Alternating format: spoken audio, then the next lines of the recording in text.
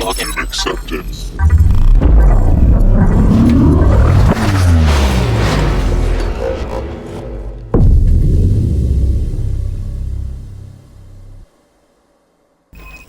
Hi, my name is Alexander Hafty, and this is our web application firewall workshop. If you haven't already, sign in with the QR code, and we'll get started.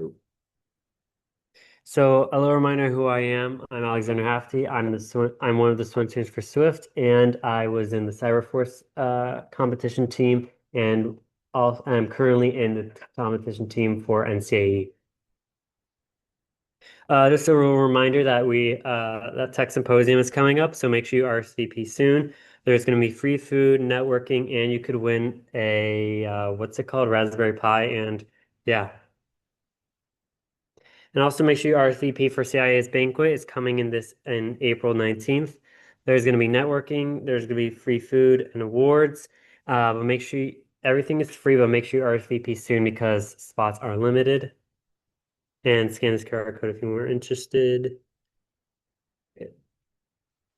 And also, if you're soon to graduate, make sure you sign up for a Swift grad stole just to get Swift merch when you graduate.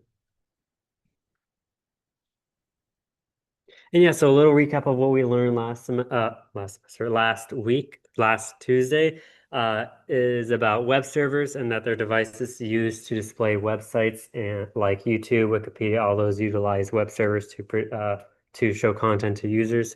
And that web application firewalls are used to protect these web servers by analyzing traffic going to the websites and making sure there's nothing malicious. You can deploy these web application firewalls through hardware-based, software-based, and cloud-based deployments. For this workshop, you're going to be using a software-based WAF. And then you can integrate it by forwarding the logs produced by a web application firewall to seams and to expand visibility on an organization's network. So what are you going to be doing during this workshop? You're going to first breach into a vulnerable website. You're going to try and find different ways to hack into a website, different attacks you could utilize, web-based attacks. And then you're going to secure it by implementing a proxy which hosts a web application firewall. And then you're going to configure it so it could be very secure. And then you're going to test it. So after that, you're going to access the proxy and try to see if the same attacks work uh, on the website. So let's get started. So the QR code right here is the link to the guide, and make sure what you need to do is connect to the VPN, and then you're going to go to camino.sec.cpp, and you're going to deploy the WAF Workshop 2026 on Camino to start. And then I'll give you guys a little time to scan and get that ready. And then we're gonna follow three phases, the three phases on the previous slide. And I'm gonna give you enough time to give you guys time to do that.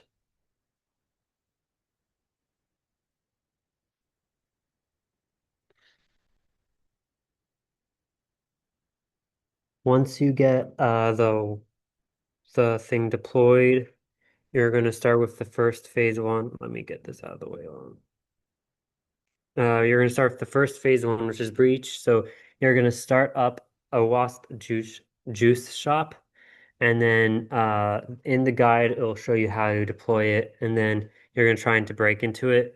Make sure you could use Google to research some common web-based attacks, and there are also some solutions on. There are like I believe, two solutions on the guide if you want to try them out. So yeah.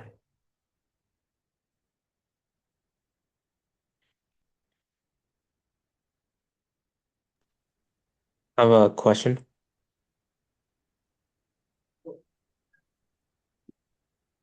Yes. What is the credentials? The credentials, if you check to summary, oh, let me check. How do I access? Oh, whoops.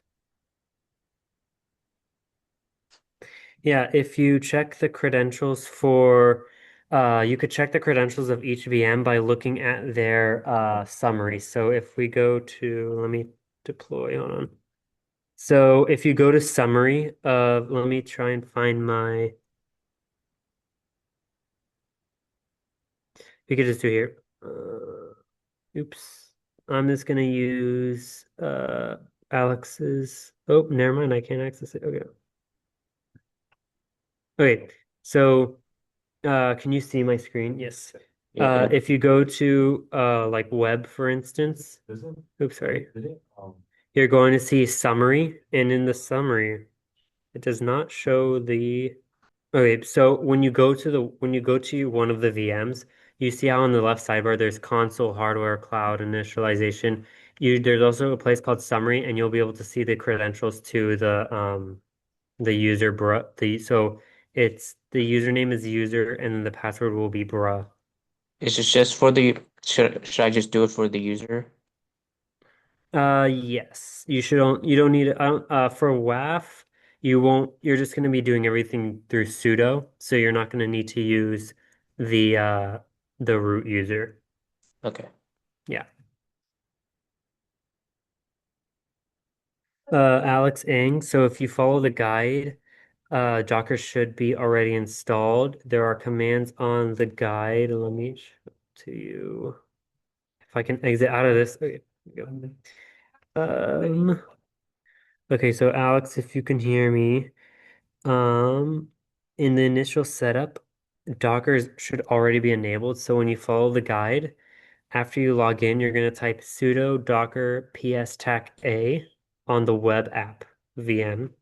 And then you should see an image called, like, you should see text below that that looks something like this, and then its container ID is going to be right beside it. So after that, you're just going to do start it up, the Docker. You're going to do sudo docker start, and then you're going to input um the container ID without the square brackets. Let me read the chat.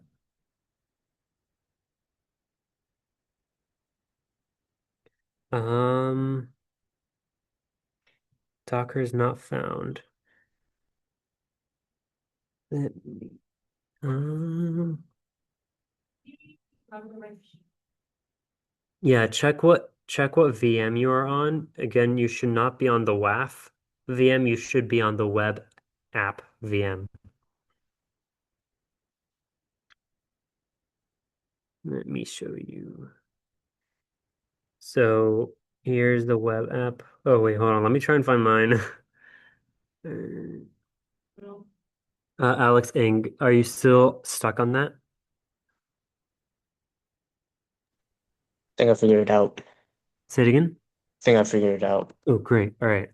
And make sure when you do the make sure you, when you do sudo docker start and input the container ID, make sure you do not include the square brackets. Okay, do not include the square brackets. Just type it out, the container ID, okay? Okay.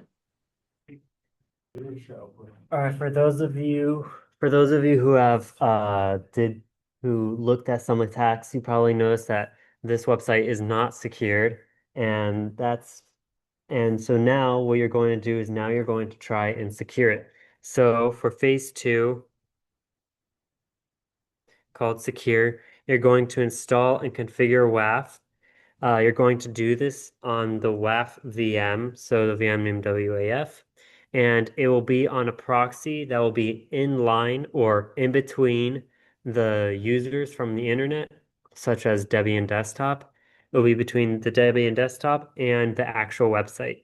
So take the next 45 minutes to try and get it running. I highly suggest if you've had a little bit of confusion with for phase one, I highly suggest you use the guide to help you to walk you through phase two.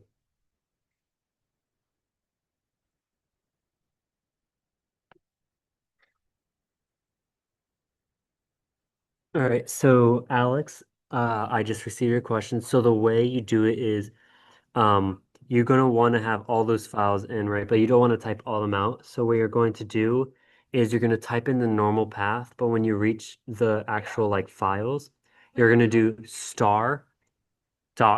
So to find the star, you're going to do Shift 8. And basically what that does is it takes all the files with the .conf um, file attribute, file extension, and just it's gonna use all of it. Does that make sense? Not really. No, really? Okay. So, let's say I have if you check, did you find which fo folder all the comp files are in? Yeah. Yeah, what's that file called? User shared mod securities SCRS rules.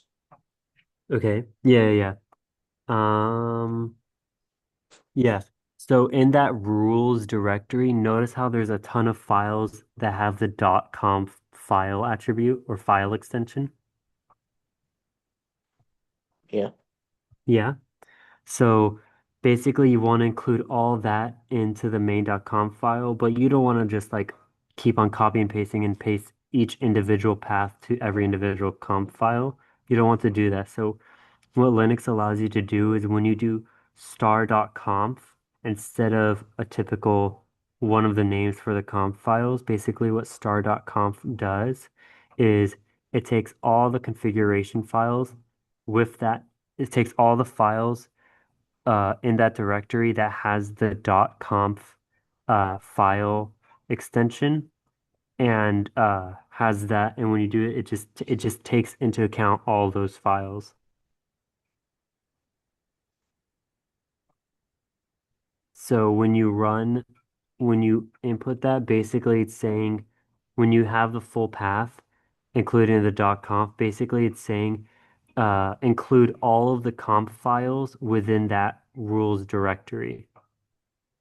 That's what All the right. star does. Yeah, no. Does that help a little bit? I mean, like, how do I input all that into the file itself? Like all this. Yeah, so what you're going to do is go to your main.conf. I think that's what it's called, main.conf. So Yeah. go there and nano it.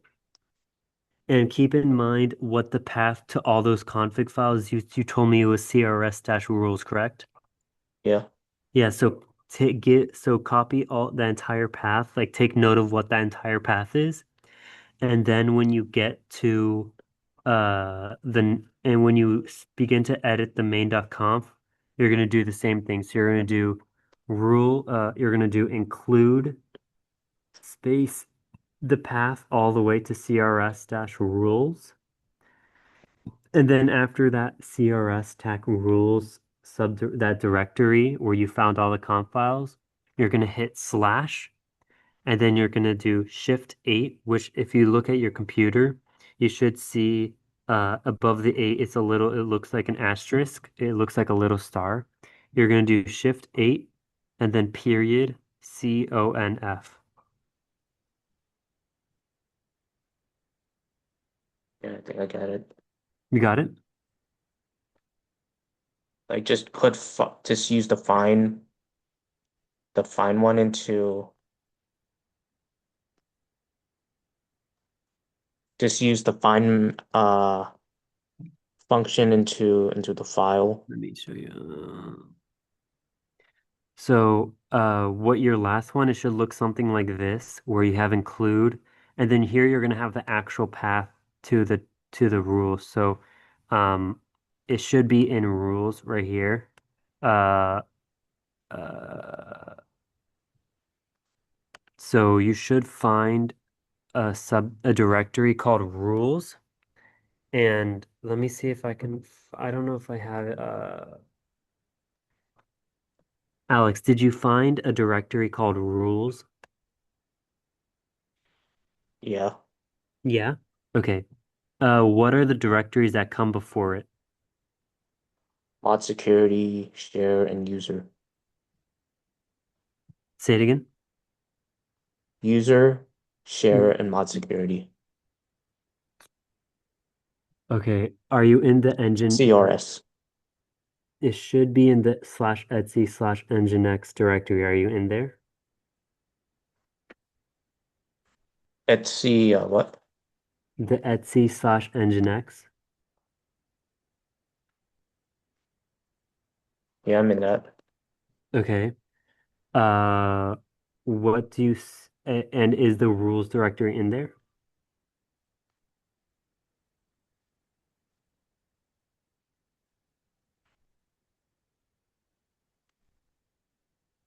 Well, let me lower the volume so I can see you, so I can hear you a little more.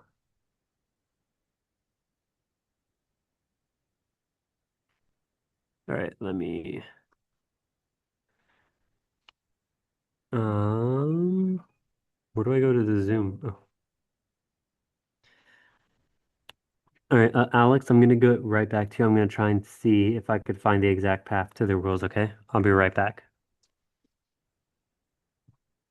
All right, Alex, I'm gonna send you a private, what's it called? Message. Am I able to? Oh, never mind, I can't. I already found it. You found it? All right, what's the path? Uh, ETC Mm-hmm. NGINX. Mm-hmm. Oh, what's up? The SRS Mm-hmm. dash rules. Yep, that's it. So you're gonna take that and you're gonna take that all of that, including the star.conf, and you're gonna add that to the main.conf and remember to add the include before that All path. right. Okay. Yep. All right, great. That's it. I think I figured it out. Yep, it's not you did that great job. I was wondering, I set everything up, but for some reason the proxy still doesn't block the cross-site scripting or the SQLi on the G shop. Mhm. Does it do the SQL injection? No, it doesn't block that either. I set everything up though. Like I have the conf paths in Mhm. the include in the main.conf file, and then I set up the default Oh. file for the Nginx, like it What IP shows. are you on? Um, or where am I setting this up? No, you said you tried doing the tax. What IP did you search up? It's the juice shop IP, right? The 192.168.120 on port 3000. Yeah, so if you read the phase three, you're going to say you're going to connect to the IP address where the proxy was installed. So do you know what virtual machine you installed the proxy on? Which VM was that? Oh, like where I set up the Nginx proxy? Yeah. It's the WAF VM, right? Yeah. So what's the IP of the WAF? Oh, it's 168.130. Okay. Yeah, so you're going to access that because how it works is you're not going to have access to the actual website, but you will have access to the proxy, and that proxy has the WAF installed. And Right, so right. you should try SQL injection there, and you'll find out that you should find that it doesn't work. Now, while I was making the lab, I was unable to configure the WAF to block cross-site scripting. So that could be something you could do for the remainder of the labs, trying to figure out how you could configure the WAF to block cross-site scripting, but it should block SQL injection. Okay, yeah, I'm on the proxy site. It works now. Okay, great.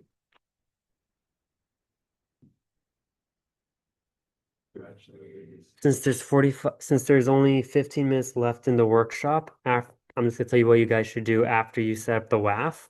You should access the IP of the proxy and do the same attacks you made in phase one. So you're not going to use the same IP you initially used to access the website. You're going to first find out what VM did I make the proxy on, and then you're going to find the IP of that machine and then you're going to input that IP to access the website. And then you're going to try and see if some of the attacks still work. All